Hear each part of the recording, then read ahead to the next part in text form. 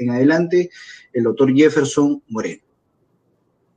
Muy buenas noches, doctor Jefferson. Adelante. Un gusto. Buenas noches con todos. Muchas gracias a ustedes por la invitación. Espero que podamos ser productivos para compartir ahí con las personas que nos están viendo. Así es, doctor, bienvenido. Estamos muy contentos de tenerlo. Ya lo habíamos querido invitar hace mucho tiempo y ya por fin se dio la gran oportunidad. Sabemos muy bien que tiene una agenda muy recargada y a pesar de eso está hoy con nosotros y le agradecemos desde ya. Teniendo en cuenta también, doctor, como lo habíamos conversado hace un ratito por interno, que este programa llega también no solo a estudiantes, abogados, sino al público en general. Y el tema de hoy que estamos viendo es los efectos de la segunda ola, ¿no? En las medidas de coerción. Y si hablamos de medidas de coerción, me gustaría que nos explique qué son estas medidas de coerción para la gente que nos está viendo. A ver, miren, muy concreto. Un día, tarde o temprano, alguien va a tocar a sus puertas y les van a decir que ustedes han cometido un delito. No. Y de lo único que ustedes pueden estar seguros es de que ustedes jamás van a cometer un delito. Eso pueden estar seguros, porque depende de ustedes mismos. Pero de lo que no van a estar seguros es de que alguien les impute haber cometido un delito. De eso jamás van a estar seguros. Entonces, ¿qué pasa? Cuando ese día llegue, ustedes tienen derecho a defenderse, tienen derecho a que la verdad abra paso, voy a llamar a declarar a mis testigos, voy a conseguir mis peritos, voy a traer mis documentos, y hay todo un proceso de investigación. Si es que finalmente después de ese proceso de investigación, un fiscal dice que ustedes merecen ir presos, porque esa es finalmente la función de este proceso penal. Si es que un fiscal decide que vayan presos, entonces va a tener que llegar una etapa de juicio y probablemente ustedes sean condenados. Pero hasta que eso pase, lo que un fiscal puede hacer es solicitar que, por ejemplo, en lo que va a la investigación, en lo que demora el proceso, este ciudadano investigado, Jefferson Moreno, un ratito se vaya preso, por mientras, por ejemplo, que es una medida de prisión preventiva, que es la más grave, la más popular y la que todos hemos visto utilizar como para calmar un poquito las ansias de justicia, ¿no? O lo que se entiende por justicia en determinado momento. Si es que el fiscal ya no es, o la situación no amerita una prisión preventiva, la medida va disminuyendo. Por ejemplo, podrían prohibirle salir del país. Tenemos muchos casos actualmente en los que se impone medida de impedimento de salida del país. Hemos visto varios casos, varias investigaciones que han iniciado y en los que la Fiscalía ha dicho, no quiero que salga del país. Ha pasado con la señora Susana Villarán en un primer momento, ha pasado con Castañeda Locio, ha pasado con José Luna, etc. O el fiscal podría decir, no, un ratito, se trata de una persona con un estado de salud grave o de una edad mayor a los 65 años, entonces mejor una detención domiciliaria, que se vaya a su casa. También puede ser. O podría ser, por ejemplo, simplemente una comparecencia con restricciones. En lo que te van investigando, vas a ir a firmar todos los meses. Ahora, en tiempos virtuales, es un tema bien interesante. Tú estás siendo investigado, no te dan prisión preventiva, impedimento de salida, detención domiciliaria, pero lo que hacen es llamarte por WhatsApp. O sea, el Poder Judicial se ha convertido en la relación tóxica, porque lo que hace es pedirte tu ubicación, por ejemplo, y te dicen, señor, mándeme su ubicación para ver dónde está, y tú tienes que mandar tu ubicación y decir, estoy aquí en mi casa. Te hacen una videollamada y te controlan. Oh, mira. Ya. Esas medidas son las llamadas medidas de coerción personales. En tanto dure el proceso, te vamos a someter, te vamos a coercionar al proceso, te vamos a tener amarrado de cierta forma, ¿no? Correcto. Mira qué interesante. Parecía una broma lo que explicaba, ¿no? Eso del WhatsApp y de la videollamada, ya te mando mi ubicación, ¿no? Pero pasa, pasa en nuestro país. Doctor, es que esa es la única forma. Ahora, es la única forma. Antes lo que un lo que un ciudadano investigado tenía que hacer era acudir a la sede del Poder Judicial a registrar su firma todos los meses. Por ejemplo, si tú tienes una medida de comparecencia con restricción, tienes que hacer eso. Ahora, por la pandemia y la cuarentena en Lima, nosotros no podemos salir. Entonces, esa es la única forma que hemos encontrado o que el Poder Judicial ha encontrado para controlar a los investigados, ¿no? Pero interesante, ¿no? Interesante cómo utilizan la tecnología a favor en este caso, ¿no? Doctor, ¿y cuántas medidas de coerción existen? Si ustedes hacen una clasificación muy amplia, tienen que dividir medidas de coerción personales de medidas de coerción reales.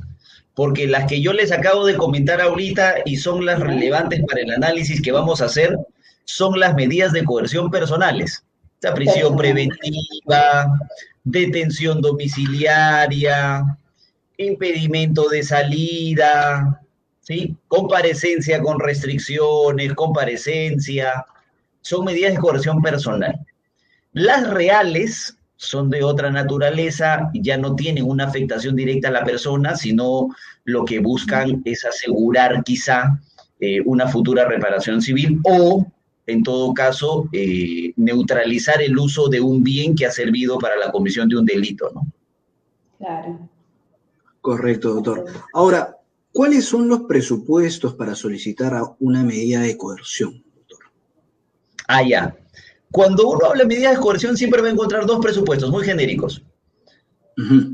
No es que yo hable latín, pero el primero es el fumus comissi delicti. Y porque la idea es que tú, si te van a dar una prisión preventiva, si es que te van a dar una detención domiciliaria, un impedimento de salida, algo tienen que tener, pues, contra ti, ¿no? Un mínimo ahí tiene que haber. A eso se llama el fumus comissi delicti. Es decir, la vinculación que la persona tiene que tener con lo que le está imputando. Por ejemplo, Jefferson ha recibido plata de Odebrecht para su campaña. Ya, pues, algo tienes que tener como mínimo. No, en época de pandemia, Jefferson ha comprado mascarillas y las ha sobrevalorado, siendo él jefe de un ministerio, etcétera. Ya, no vale imputar por imputar, algo tienes que tener. Entonces, correcto, a ese algo que tienes que tener contra la persona, eso se llama fumus comissi delicti. En las diferentes medidas las encuentran en diferentes niveles. Por ejemplo, si a ti te dan una medida de detención preliminar judicial, lo que necesitas, por ejemplo, son algunos elementos básicos, ¿no? No necesitas mucha gravedad. Si a ti te piden una prisión preventiva, el estándar sube, necesitas más cosas, correcto, graves y fundados elementos, y así van variando dependiendo del tipo de medida. Pero en principio necesitas esa vinculación.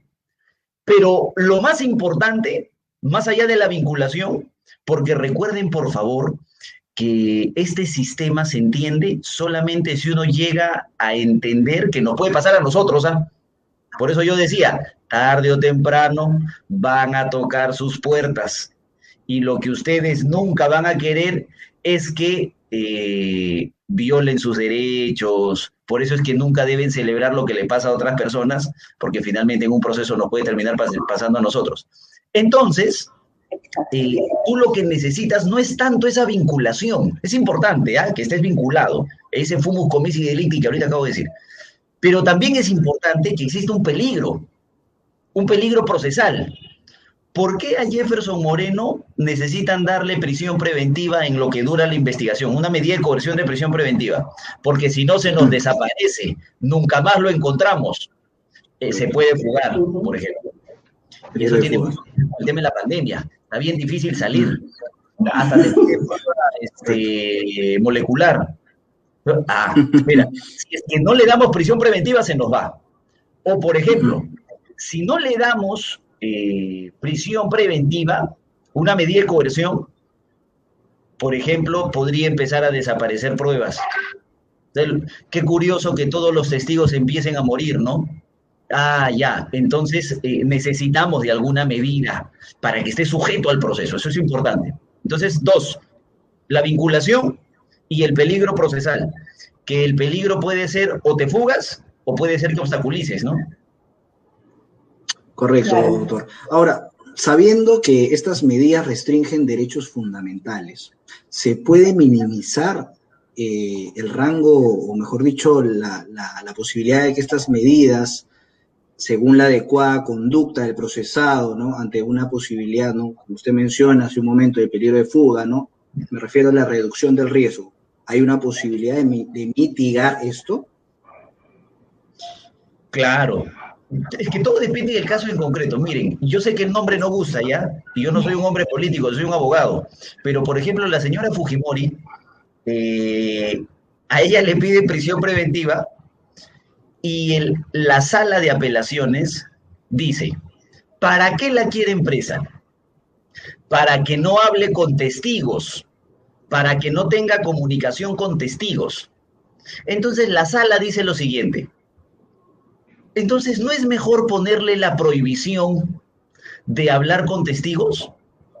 Porque si tú la mandas presa en prisión preventiva, puede seguir hablando con testigos a través de su abogado, por ejemplo. Entonces, cada medida neutraliza de mejor manera qué es lo que quiere el fiscal. Yo no quiero que se vaya del país. Ya, entonces pídele un impedimento de salida del país, pues, ¿no? Así neutralizas que se vaya. Entonces, todo depende de qué es lo que buscas. Por eso es que se trabaja mucho sobre el concepto de proporcionalidad. La medida de coerción que le vas a aplicar a una persona tiene que ser proporcional a la finalidad, a la necesidad y al caso en concreto, ¿no? Correcto, doctor. Muy interesante. Y me quedo con esa frase, ¿no? O sea, nunca te alegres de lo que le pasa a la otra persona, ¿no? Porque tú no sabes en qué momento eso puede ser en contra tuya también, ¿no? O sea, mientras se sigan los lineamientos adecuados en cuanto a ley, ¿no? Y es importante porque tienes que aprender a dejar de repente tu gusto, tu fanaticada política o qué sé yo, tu interés, ¿no? Sino ser neutral en cuanto a leyes, ¿no? Y es difícil aplicar eso en este país sobre todo, ¿no? Donde todos nos señalamos como podamos, ¿no, doctor? Totalmente, totalmente. Yo he intentado hacer un experimento, no sé, no tiene que ver con el tema, pero he intentado hacer un experimento. Hoy nuestro país tiene un sistema de publicidad de algunas audiencias, no todas, algunas audiencias son compartidas vía un portal que se llama Justicia TV, que es un canal de televisión que ha creado el Poder Judicial para transmitir las audiencias. Y si uno ingresa a verificar el análisis que hacen quienes miran las audiencias, obviamente no es un análisis jurídico, es un análisis ciudadano. Pero ahí uno puede visualizar que hay un gran problema de entendimiento de lo que se debate. Un día pregunté, ¿ha entendido el debate respecto de la tutela de derechos? ¡Fuera, desgraciados! Me dijeron, entonces ya no comenté más. Claro, entonces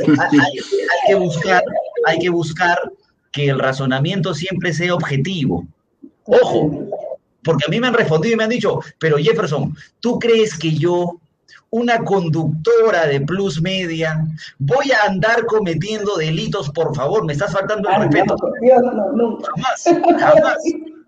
Pero cuidado, que hay delitos culposos. O sea, entonces hay que entender este sistema como un sistema que protege garantías. Fíjense, dicen que el derecho penal es una espada que va y corta cabezas. Homicidio, delitos contra la administración pública, delitos contra el patrimonio.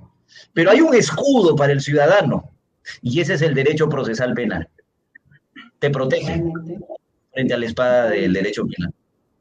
Sí, nos protege. Le mandan saludos, doctor, desde Guanta. Ronald Valdés le manda saludos. De Ronald Villar, desde Cajamarca, también le mandan saludos. Mira qué bonito. Yo viajaba mucho antes, cuando se podía, yo viajaba muchísimo a Guanta. Me encanta, se parece mucho a mi hermoso Huaraz. He litigado demasiado por allá. Un fuerte abrazo. Sí, y por ejemplo, Armando Romero dice, a ver, lo podemos mostrar aquí. Totalmente de acuerdo, pasa tiempo porque la gente cree lo primero que encuentra en el internet, y eso es cierto también, ¿no? Nos dejamos llevar muchas veces por lo que dicen en internet. Correcto. Sí, mire, lo siguen saludando, doctor. ¡Wow! Tenemos una gran eminencia en el programa. Walter Carrasco. Totalmente. Sostenido, nunca se debe desear ni alegrarse cuando una persona se enferma, va preso o se murió. Saludos cordiales, estimado doctor Jefferson, el capo de capos. Mira cómo lo reconoce. Bien. Doctor, ya, continuando con el tema, porque nos emocionamos un poco con los comentarios cuando la gente manda muchos saludos, ¿no? Y siempre es bueno reconocer esos saludos y mostrarlos también, porque eso nos conecta con la gente. Eso es lo que siempre quiere este programa, ¿no? Conectarnos con la gente. Y gracias también a su gran conocimiento, ¿no? Entonces vamos continuando con el tema también. ¿Cómo se debe aplicar correctamente el test de proporcionalidad a estas medidas de coerción? Ah, ya. Miren, primero un gran saludo a todos los que nos están viendo. De verdad, yo les aseguro que tanto el canal Plus Media, sus conductores y en esta oportunidad yo hacen un gran esfuerzo y intentan entregar todo lo que pueden simplemente para compartir un poquito de información con ustedes. Así que un fuerte abrazo. Ahora, fíjense, la proporcionalidad es inherente a la adopción a todas las medidas de coerción. O sea, toda medida de coerción tiene que ser proporcional. Todas. Y la proporcionalidad tiene 3 puntos de análisis, o también se llaman 3 subprincipios. Primero, la medida tiene que ser idónea, porque tú tienes que buscar un fin. Tú no puedes ir pidiendo medidas pues, sin buscar una finalidad, ¿no? Entonces, necesitas un fin en concreto. ¿Cuál es el problema? Por ejemplo, con la medida de prisión preventiva y la medida de detención preliminar judicial en estos tiempos. Un saludo a mi hermosa tierra, doctor. El problema en estos tiempos es que ustedes necesitan un dato que es muy importante. Que el Tribunal Constitucional ha declarado el estado inconstitucional de cosas sobre el hacinamiento penitenciario y un poquito antes ha declarado el estado inconstitucional de cosas respecto a la salud mental en los establecimientos penitenciarios. ¿Eso qué quiere decir? Que el Estado reconoce, porque además acaban de declarar en estado de emergencia el sistema penitenciario, que ya venía, dicho sea de paso, declarado en emergencia, el Estado reconoce que no tiene la capacidad para seguir recibiendo y para seguir atendiendo internos. Es más, no sé si ustedes recuerdan, en la cuarentena pasada salió un comunicado del INPE que decía, ya no me manden internos, no tengo dónde ponerlos. Estamos con el problema de la pandemia. Claro, salió un comunicado y el Poder Judicial pegó el grito en el cielo y dijo, tú me los recibes porque me los recibes. No me importa dónde los pongas, pero me los recibes. Y entraron en un debate, en una gran pelea. ¿Por qué cuento esto? Porque al día de hoy, el estado inconstitucional de cosas se mantiene. O sea, el hecho de que, por ejemplo, hayan dejado de transmitir noticias sobre la pandemia en un tiempito y ahora recién hayan regresado, no quiere decir que la pandemia desapareció en los penales. O sea, seguimos mal, seguimos graves. Entonces, la medida en la idoneidad no me parece tan constitucional. Pero yo soy litigante. Yo soy un abogado defensor que en sus ratos libres intenta ser profesor. Entonces, como litigante, yo les puedo decir que en nuestro país nadie va a aceptar ese argumento. O sea, nadie va a aceptar que las prisiones y las detenciones son inconstitucionales a partir de que el TC se pronuncia. Así que, pero lo que les quiero explicar es que hay un gran problema de idoneidad, porque el fin ya no sería constitucional. Luego viene la necesidad, y la necesidad dice, como preguntaba María ahora, ¿cuántas medidas de coerción hay, Jefferson? Bueno, hay bastantes. Hay varias: detención preliminar, impedimento de salida, comparecencia, detención domiciliaria, prisión preventiva. La necesidad lo que dice es, escoge entre todas escoge cuál es la adecuada para el caso. Puede ser que en unos casos sea adecuada solamente el impedimento de salida, en otros casos solo sea adecuada la prisión preventiva, ¿no? Escoge la necesaria para el caso.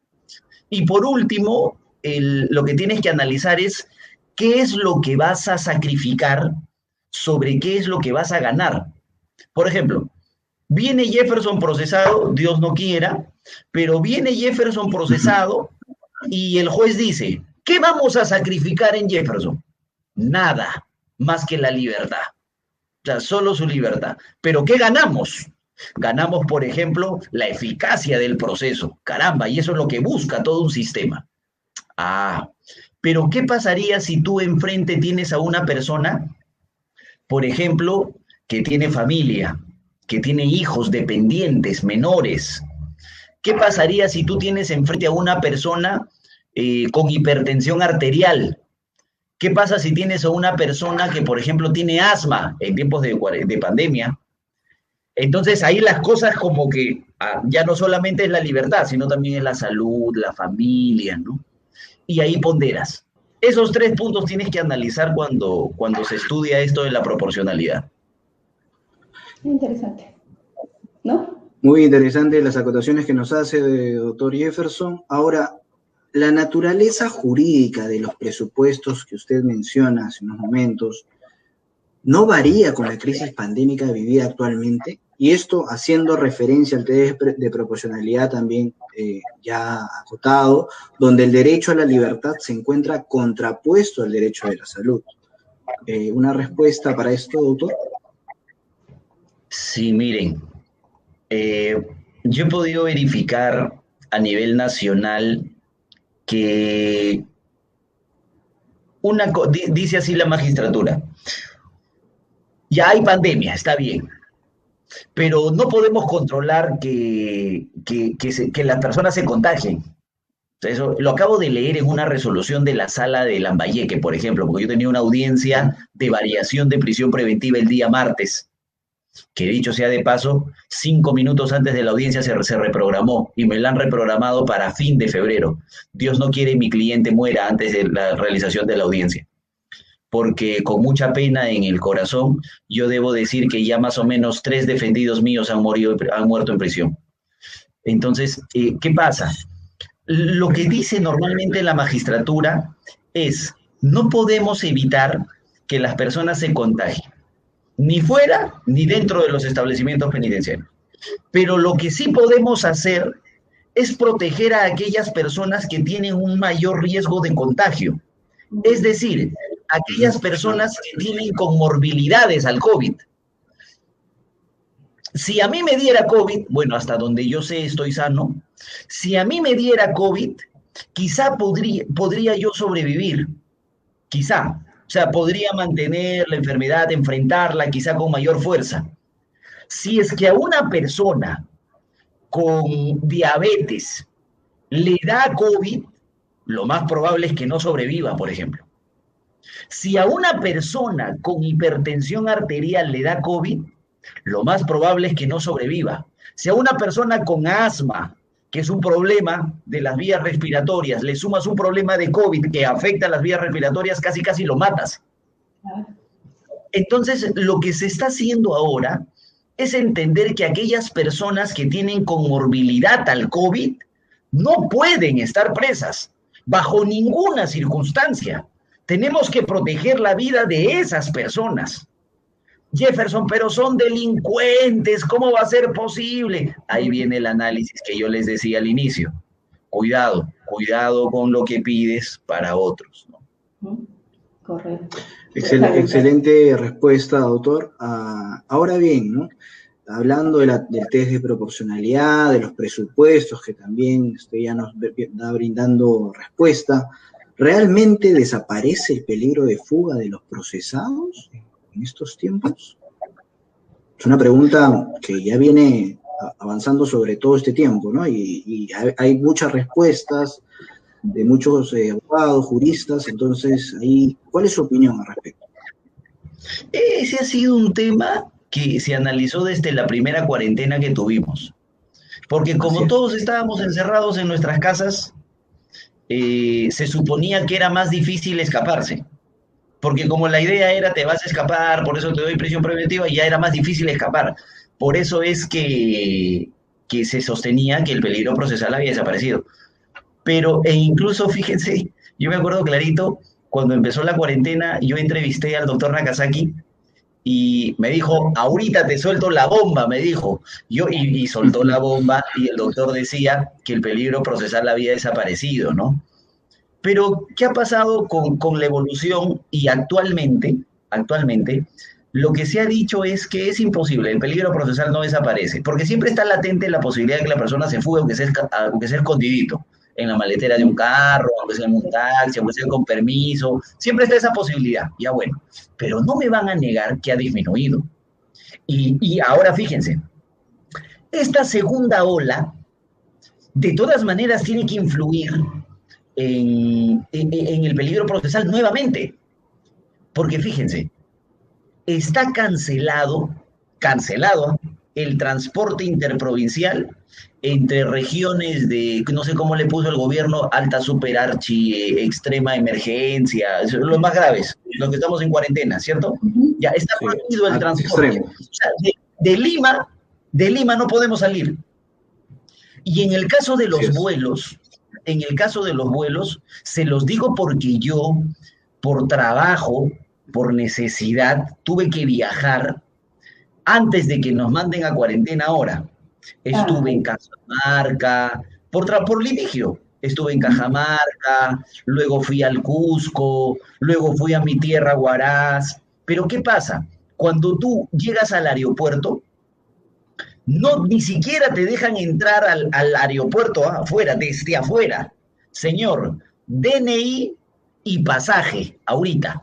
Y tú tienes que mostrar DNI y pasaje. Entonces, no me van a negar que con esas reglas que trae la segunda ola es mucho más difícil, pues. O sea, de que hay una disminución, hay una disminución. Hay personas que han intentado viajar en estos últimos tiempos en el aeropuerto, y yo lo he visto en noticias, y que han perdido los vuelos porque no sabían que tenían que sacarse una prueba molecular para poder viajar. Todas esas restricciones hacen que la persona ya no pueda escapar tan fácil, porque el que quiere escapar siempre quiere pasar desapercibido, muy por lo bajo, que nadie lo vea. Si tú tienes que estar sacándote molecular, si tú tienes que en la puerta enseñar tu DNI, si a la entrada hay un efectivo policial que verifica requisitoriados, es más difícil, eso es innegable. Entonces, el peligro procesal de todas maneras disminuye, ¿no? Sí, claro que sí, disminuye. Muchas gracias, ¿no? Y ahora por la respuesta. Interesante. Con tantas restricciones también que hay, ¿no? Y ahora hasta para salir a la esquina de tu casa también ya te piden documentos, ¿no? Te piden a ver si tienes algún pase. Así es. Están bien estrictos, como debe de ser en realidad, ¿no? Como debe de ser, por supuesto. Claro. Eso va a ser mucho que baje, evidentemente, ¿no? Doctor, ¿y qué características tienen las medidas de coerción? Hay una que es vital, y es la excepcionalidad. O sea, esa de todas maneras. Estas medidas no se deben aplicar siempre. O sea, que hay un gran problema en nuestro país, y ustedes notarán, y lo conversábamos ahora con el tema de los comentarios en algunas audiencias. Normalmente las ansias de justicia siempre se calman con una persona presa. O sea, normalmente eso ha funcionado.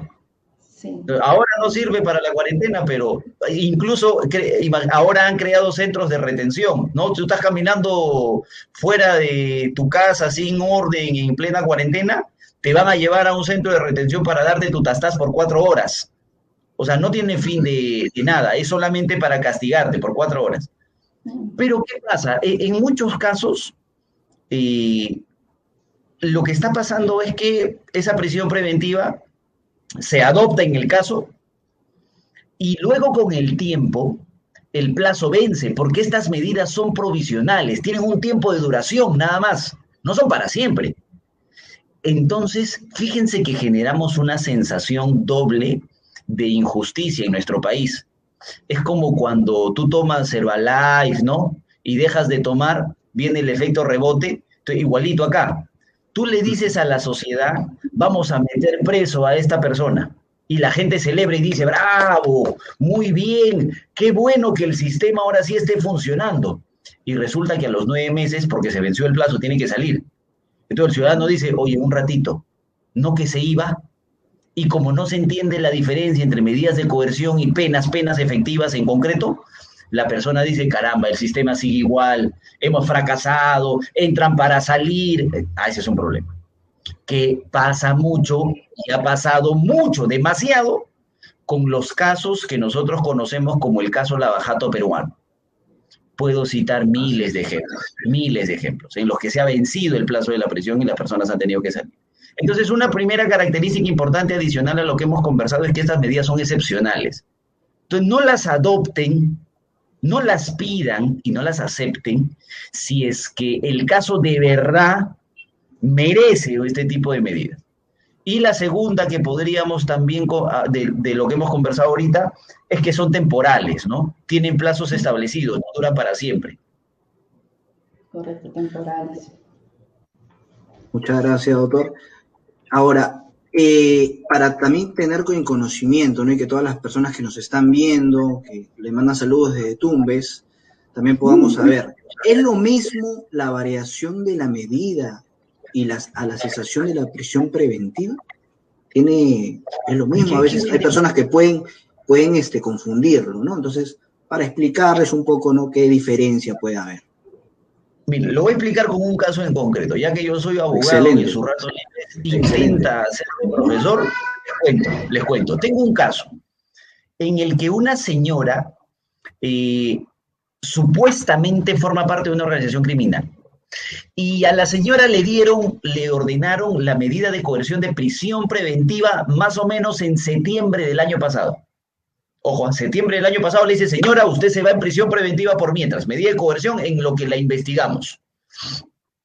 Se va y más o menos en enero la señora empieza a sentirse mal. En el penal. Incluso ya no veía con el ojo derecho. Entonces ella empieza a pedirle al INPE, perdón, esto ha pasado más o menos en diciembre, donde ella se empieza a sentir mal. Y yo sé que muchos abogados que me están viendo se van a sentir identificados con lo que les estoy contando. En diciembre más o menos la señora dice, estoy sintiendo mal, por favor INPE, aunque sea una pastillita, una curita, algo. Y el INPE le dice, señora, ahorita no, por favor, otro día porque estamos en fiestas. Esa fue la respuesta. Ahorita estamos en fiestas, se nos viene Navidad, estamos comprando los picapicas, ¿no? Año Nuevo. Ahorita no. Haga su pedido después. Parece una broma, ¿no? Y la señora, y yo eso obviamente lo tengo documentado, todo lo tengo documentado. Y la señora, acuérdense que en noviembre, diciembre del año pasado, uno no podía ingresar a los penales, no podías ni siquiera tener comunicación con tus defendidos.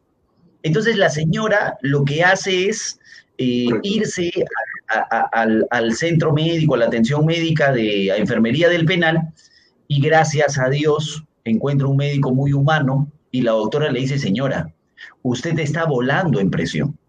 Por favor, solicite una junta médica de inmediato. Y la señora solicita una junta médica, pero le responden y le dicen juntas médicas a partir de enero del otro año. Ojo, estoy hablando del penal de Pixi, yo lo digo con nombre directo, yo no me corro, no trato de no ser tibio. Es el penal de Pixi en el que ha pasado esto. Y le dicen, señora, en enero. Cuando llega enero, no le dan la atención.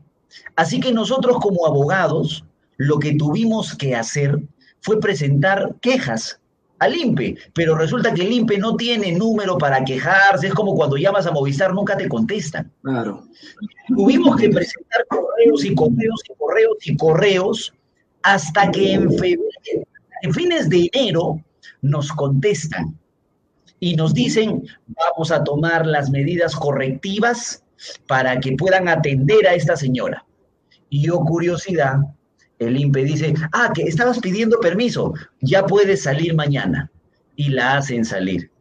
Pero resulta que ahora que la han hecho salir, han descubierto que la señora tiene no recuerdo el nombre exacto, pero la señora tiene hipertensión arterial y a consecuencia de la hipertensión arterial está a punto de perder el ojo derecho. Y eso obviamente ha generado también problemas en el corazón. Entonces, ¿qué pasa? Yo lo que tengo que hacer en este momento es pedir que la señora por lo menos vaya a su casa, que ya no esté en prisión, porque necesita un control constante médico. Pero fíjense, cuando a ella le dieron prisión, esto obviamente no fue analizado porque nadie sabía que ella estaba enferma. Entonces la pregunta es muy bonita y el tema es muy interesante. Yo tengo que llegar al juez y decirle, señor juez, pido una variación de la medida o un cese de la medida. ¿Cuál es la diferencia?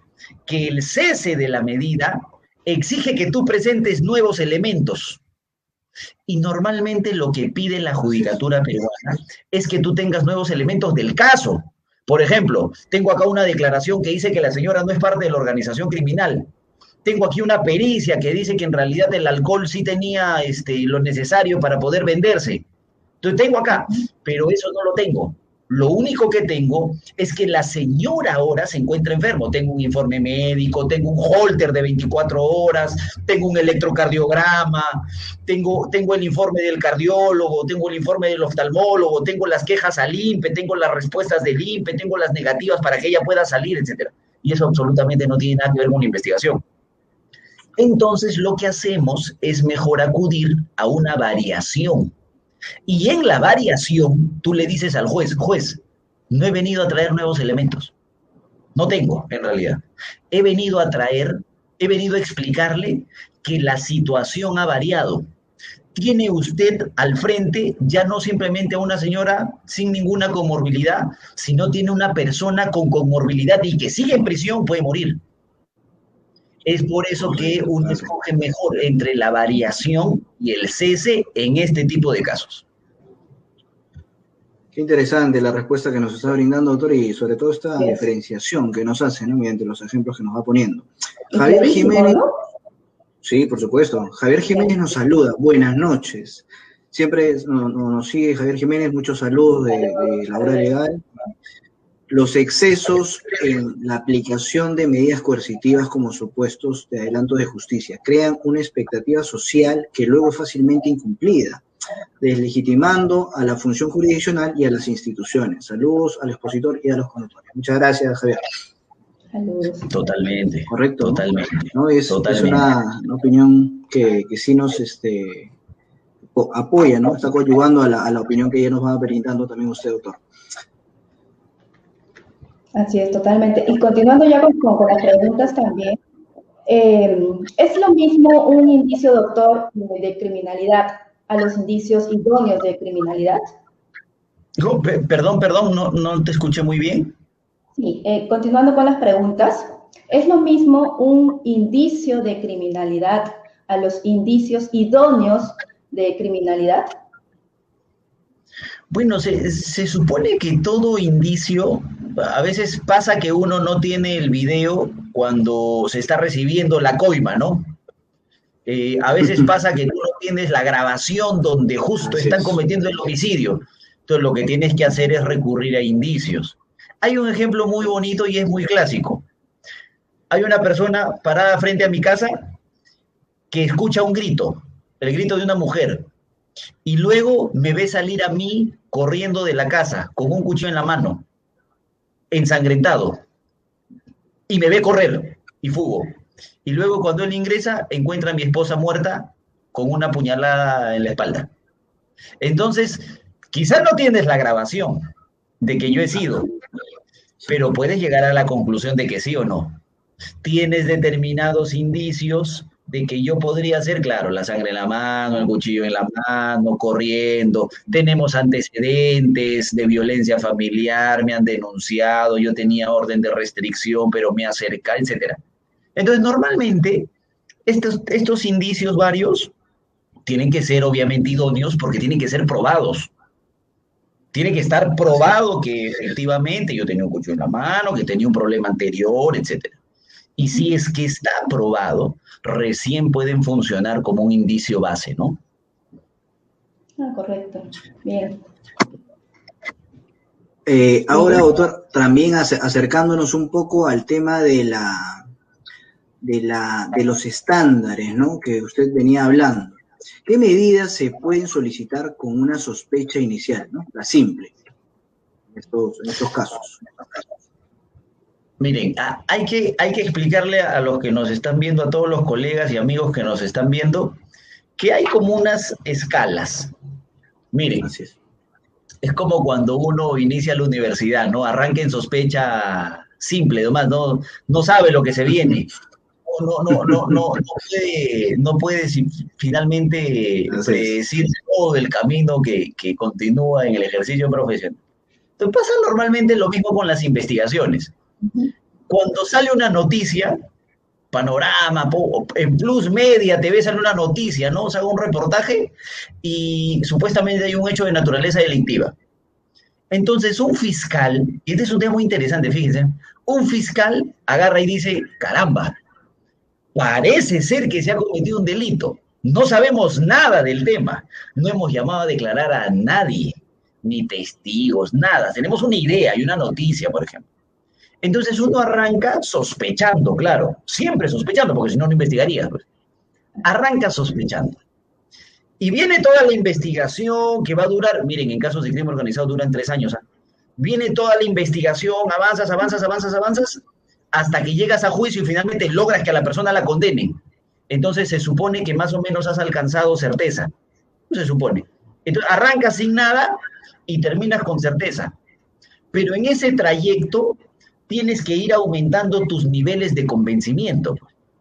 Correcto. Y esos niveles son los desarrollados por la Corte Suprema en la sentencia plenaria 1/2017 como niveles de sospecha.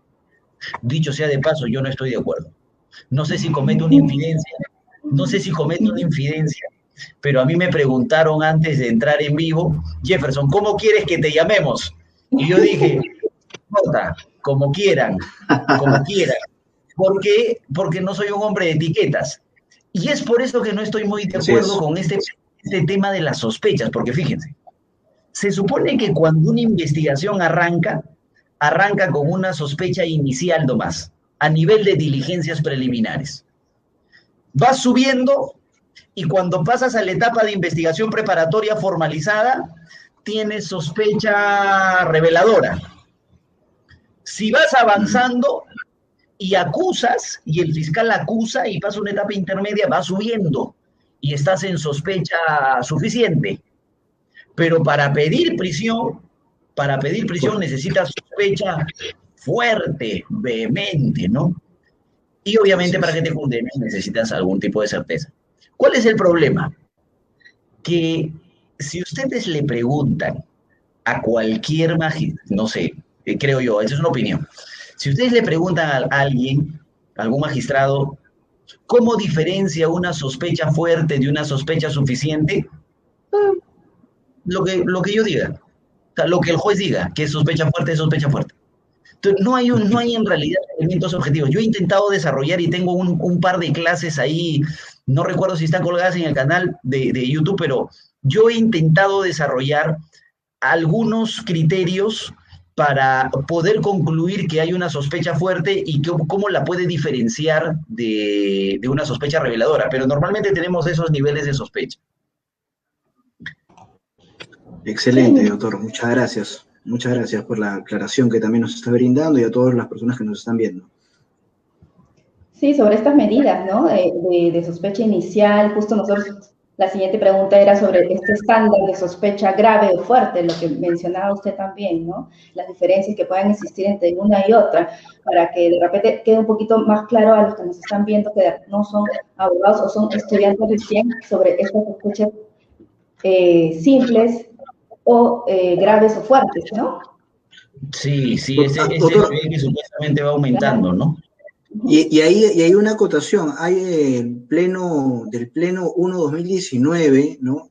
Creo que ahí nace la sospecha fuerte, ¿no? No se llamaba así, tengo entendido. ¿Es eso correcto? Cierto, claro, eso es correcto. Hemos ido cambiando de etiqueta. Sí. En el tiempo, claro. Sí. A veces somos licenciados, luego somos doctores, abogados, sí. Porque cuando esto arranca, estos niveles de sospecha que en realidad existían en la doctrina, dicho sea de paso, pero cuando la Corte Suprema lo plasma en una sentencia plenaria, está la 1/2017, el nombre para la prisión preventiva era la sospecha grave, solo eso. Y ahora en el acuerdo plenario de 2019 dice, no, grave no suena bien, hay que cambiarla. Y la han cambiado a sospecha fuerte o sospecha vehemente también, ¿no? Vehemente también. Ahora, doctor, lanzo este presupuesto, ¿no?